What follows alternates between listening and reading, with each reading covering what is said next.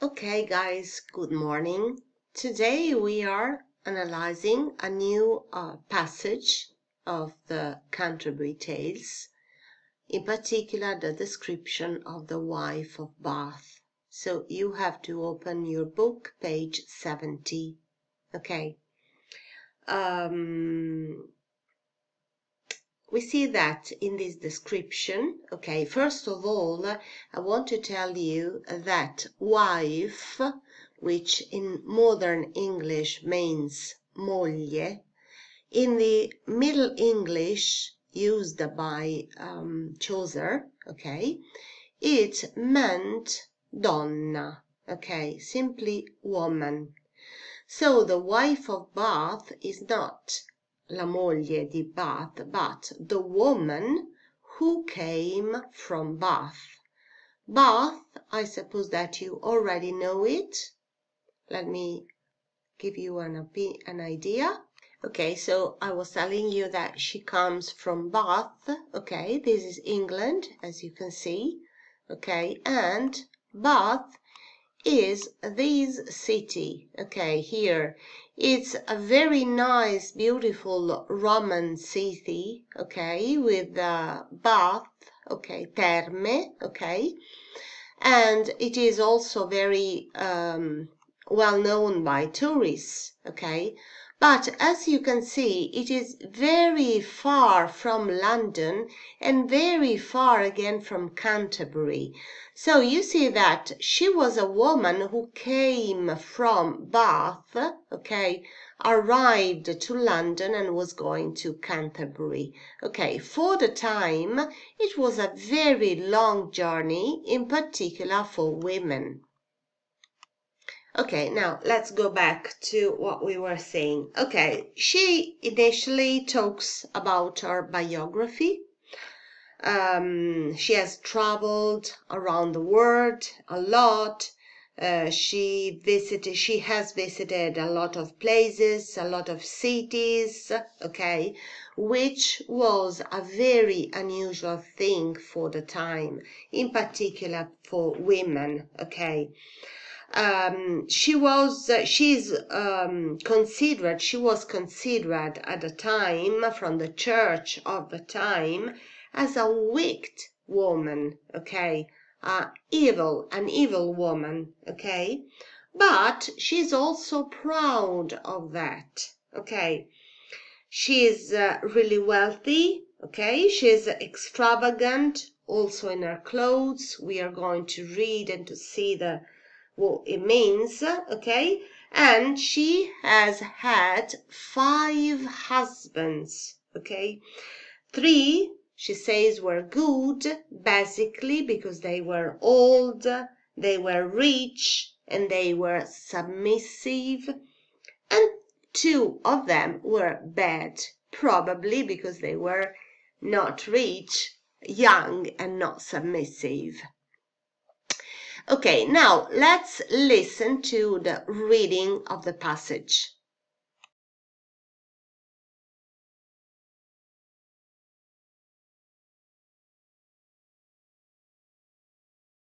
Geoffrey Chaucer, The Wife of Bath.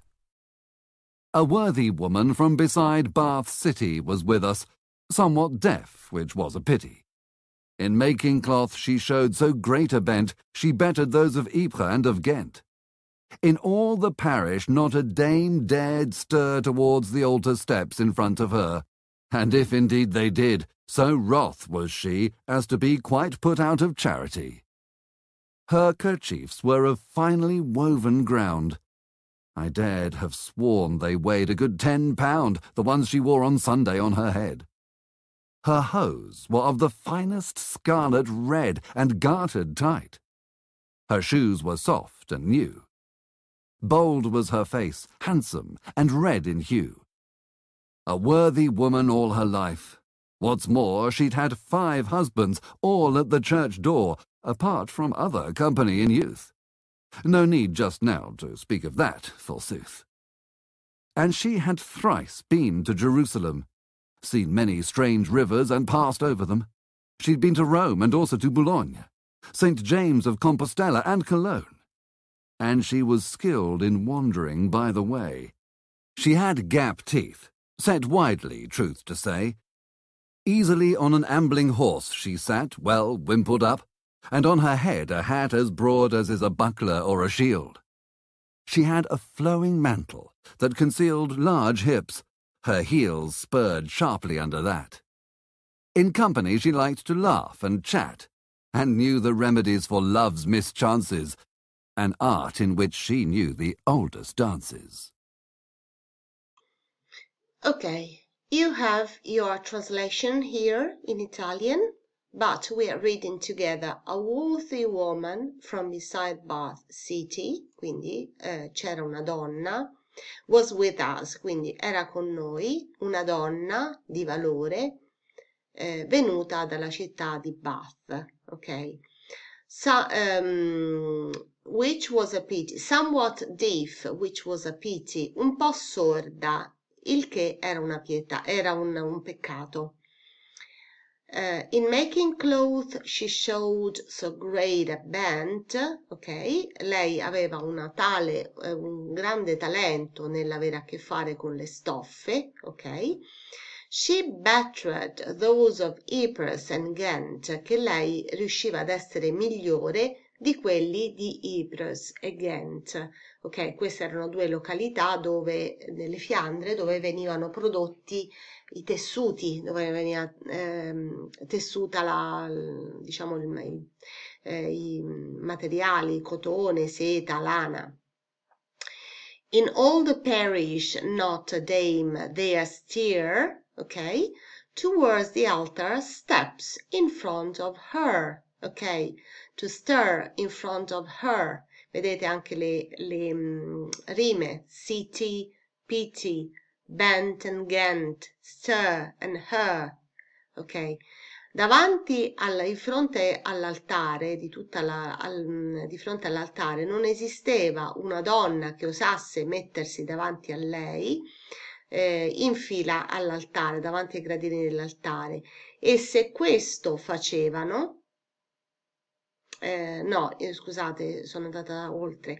Quindi in tutta la parrocchia non esisteva una donna che osasse stare davanti a lei vicino ai gradini dell'altare.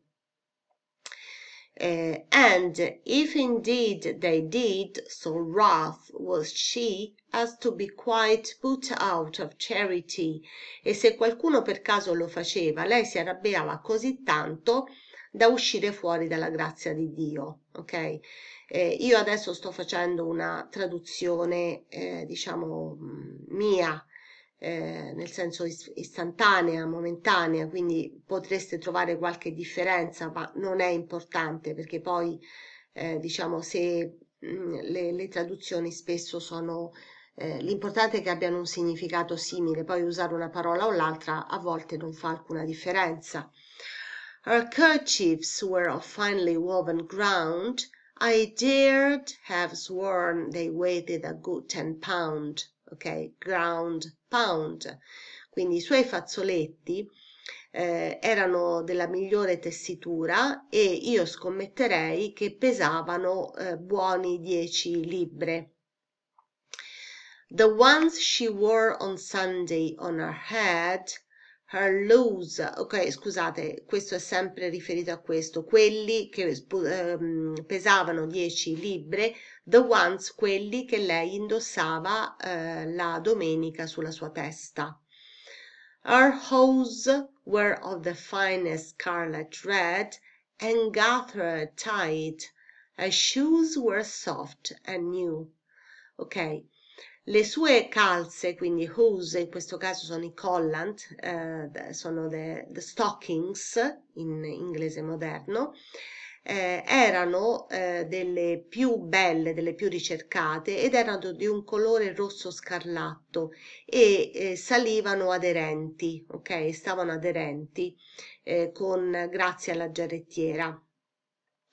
E le sue scarpe erano soffici e nuove.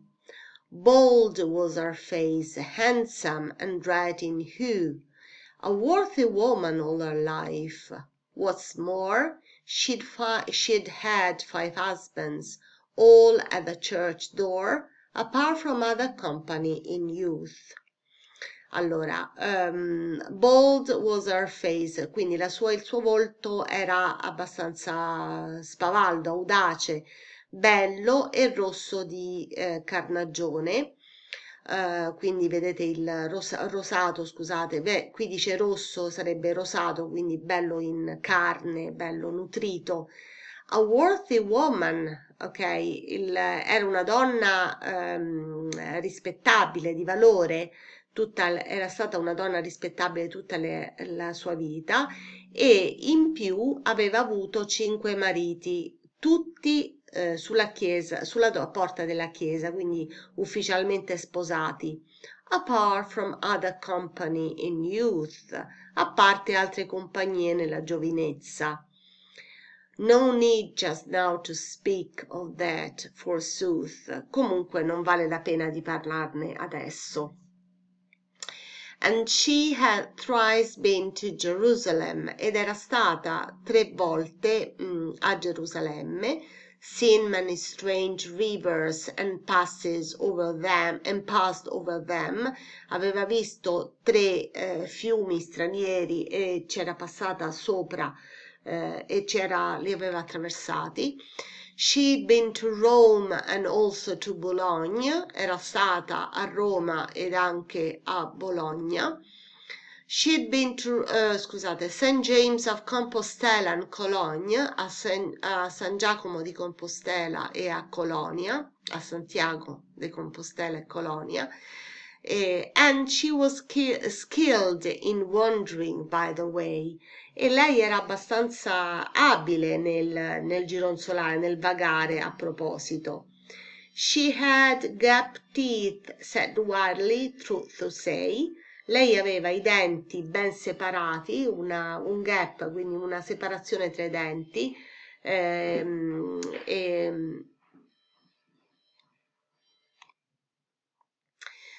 quindi aveva questa divisione tra i denti che erano ben diciamo assettati, ben messi in verità. Easily on an ambling horse she sat, well wimpled up, and o'er her head a hat as broad as is a buckler or a shield. Allora, facilmente riusciva a salire a cavallo e wimpled hat ed era, diciamo, rimaneva avvolta in un velo, in un mantello, e sulla sua testa aveva un cappello ampio, as broad as is a buckler, ampio come uno scudo oppure uno shield, è la stessa cosa, sarebbe ampio come uno scudo, quello dei guerrieri, quindi molto grande la tesa del cappello.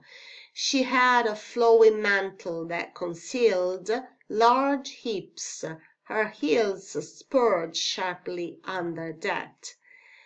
Aveva un mantello, diciamo, bello morbido che nascondeva il suo grande sedere, i suoi grandi fianchi. E i suoi piedi avevano un paio di speroni, ai suoi piedi aveva un paio di speroni affilati sotto a questo mantello. In company she liked to laugh and chat, and knew the remedies for love's mischances, an art in which she knew the older dances. In compagnia lei amava ridere e chiacchierare e conosceva i rimedi per le sfortune amorose, un'arte nella quale lei conosceva le più antiche, diciamo, le più antiche conoscenze, aveva le più antiche conoscenze, anche se qui le traduce con danze, ok? Vedete l'antica danza. Ok, that's all. Okay, for the translation. Okay, now let's see the exercises. The first one we are doing is number 1. Okay, so the vocabulary. Okay, sfacciata, bold, ampio, broad, giovinezza, youth, tessuta, woven, W-O-V-E-N, woven. Viaggiare, wandering, girovagare, wandering. Libra, pound. Largamente, widely. Di valore, worthy. Fianchi, hips.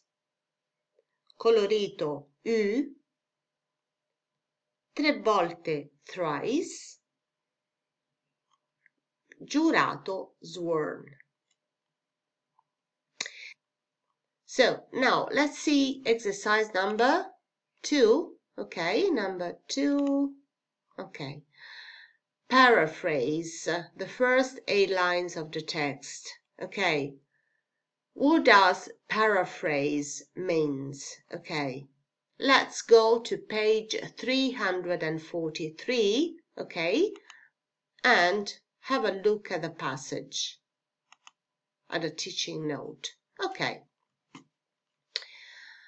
You see that it says a paraphrase is a restatement of the text or passage in another form or other words, often to clarify the meaning. Okay. A paraphrase is not a summary. So if I ask you a summary, is to give me an idea, a general idea of the content.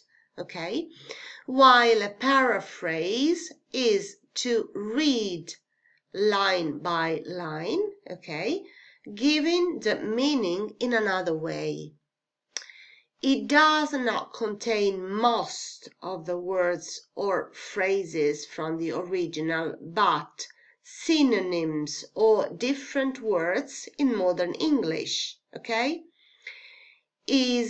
It has the sentence order of prose even if applied to a poem. Okay, so you not only have to use synonyms, okay, but you have also to give the original and right order of a prose text, okay? Because you know that in a poem we may have different order of words, sometimes also an order which may not be considered as correct, as grammatically correct, but it is called licenza poetica, okay? It also includes the minor details from the original, so a paraphrase is extremely detailed. The meaning of the writing being paraphrased becomes clearer to the reader than in the original text, okay? It is usually longer than the original, okay? Now, let's see a paraphrase of Geoffrey Chaucer's description of the wife of Bath, the first 8 lines, okay? So, if you have the possibility to take again the first 8 lines, okay? We make, okay? So, the lines we are analyzing are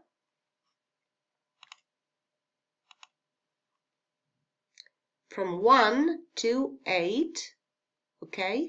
From 1 to 8. Okay, so this short passage, okay, finishing here. Okay, so let's see.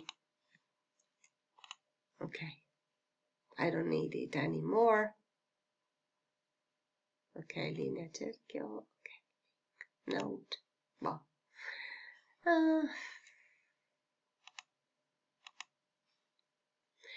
In our company, there was a notable woman, okay, a worthy woman from, no, it is not, okay, better. In our company, there was a notable woman from near Bath. A worthy woman from beside Bath City was with us, okay. Who was a little deaf, somewhat deaf, okay, which was a pity. She was skilled at weaving cloth, okay. In making clothes, she showed so great a bent, okay, and was much better at her job than the famous weavers of Belgium in Ypres and Ghent, okay. In making clothes, she showed so great a bent, she bettered, okay, vedete? She was, she was better, much better, she bettered those of Ypres and of Ghent, quelli di Ypres and Ghent nel Belgio. She in all the parish, not a dame there steered towards the altar steps in front of her. Ok, quindi she was very religious, and in her parish, nella sua parrocchia, no one dared make an offer before her at church because she got very angry. Okay. So the paraphrase is saying the same things but in a prose form, okay, instead of a normal form. Now we go back, okay.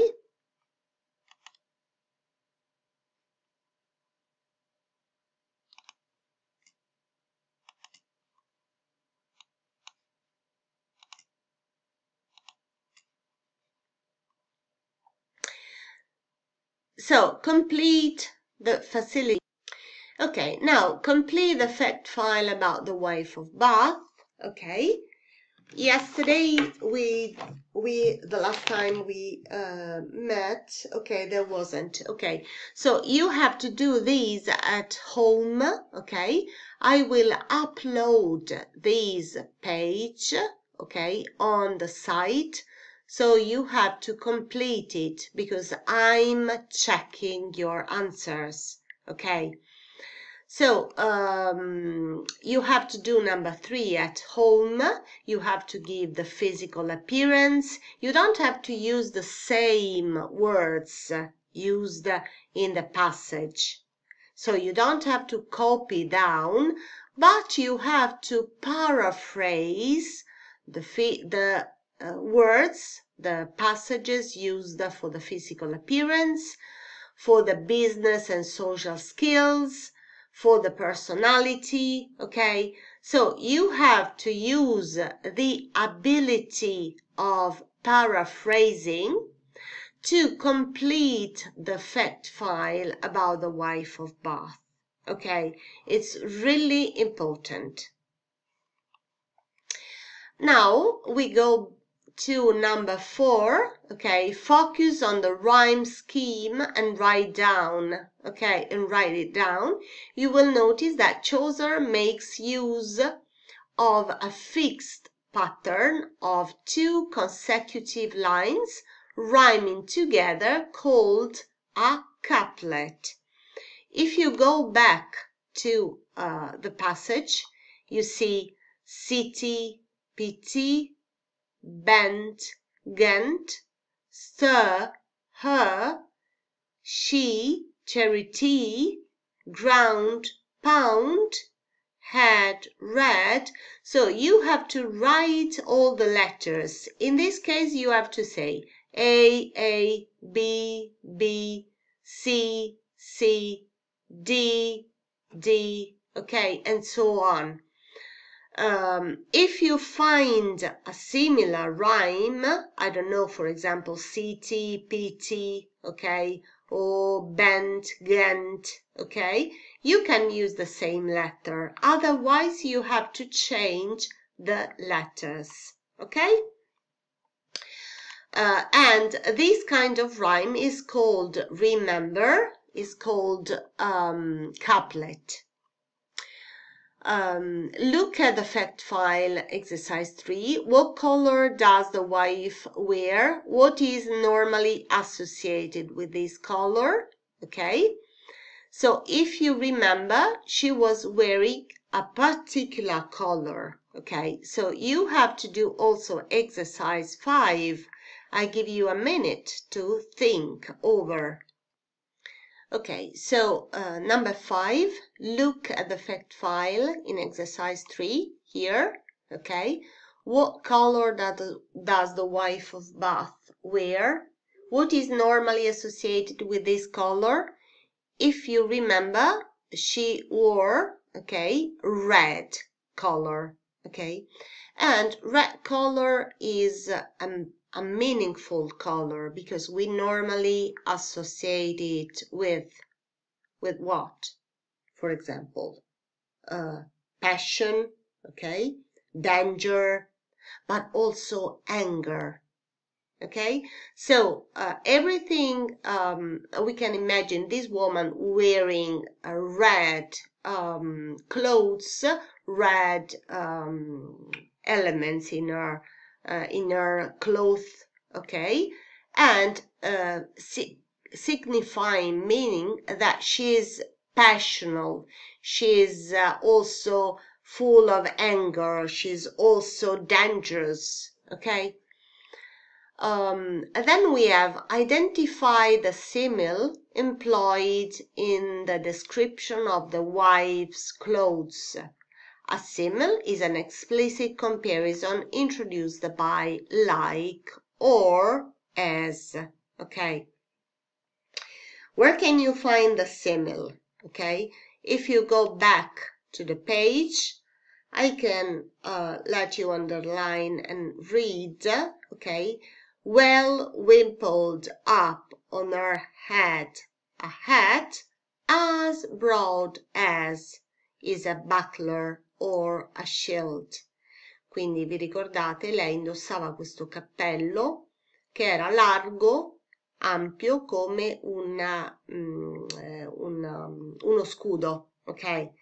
So the reference is to a warrior, okay? She's considered as a warrior in life, as a knight, as a hero, okay? So this is a very particular metaphor, exaggerating a role, exaggerating her behavior. In fact, Chaucer uses exaggeration in his description of the wife to convey humor. Find the exaggerations in the extract. Here are some keywords to help you. First, kerchiefs, numbers, hat, okay. And what is the effect? Okay. We can go back again to the passage and let's see for the exaggeration. The first one, you can find it line 5-8, okay. Not a dame there steered towards the altar steps in front of her, and if indeed they did, so wroth was she as to be quite put out of charity. Okay, if you remember, she wanted to be always the first. This is, of course, an exaggeration to demonstrate her character. And also line 9 and 10, okay, the kerchiefs, okay, they were really finely woven, okay, but in particular they weighed a good 10 pound, okay, 10 libre, okay, so the exaggeration of the weight to demonstrate that they were really, really important, determinant, greater than all the others. Then we have line 16-19. she'd had 5 husbands. No 1, no 2, no 3, but 5 husbands. Okay, another exaggeration to exasperate a role as a woman who is a particular, who survives all the men she had. And then another one is line 26, okay, the one we said about a hat, which was broad as a butler. Then we go again to the exercises, okay, and we have exercise number 8, okay. Find some examples of irony. How does Chaucer counter the pious image of the wife of Bath? Okay. And again, the line are line 5, from line 5 to line 8. Okay, the irony. When he says that she was a pious woman, but at the same time, she got angry if anyone dared to stand in front of her. Okay, so she wasn't so pious woman, such a pious woman. Okay, so you have to do at home on your own. You have to paraphrase the text and write this fact file about the wife of Bath. Then you have to do the exercises we have done together, in particular number 1. Then we've done together number 2. You have to read again to the paraphrase and reflect on the meaning of paraphrase. Number 4, number 5, number 6, number 7, and number 8. Okay, we've already done them together, so you can just read and listen again to the explanation, and if you have any doubt, you can send me a message. This fact file has to be done on internet. Okay, so you will find this fact file on your class site. Questo qui andrà fatto sul sito, sulla classe online, quindi ve lo trasporto lì e lo farete sopra la classe, ok? Sarà proprio compito, lo considero come un compito da valutare, ok? Thank you so much.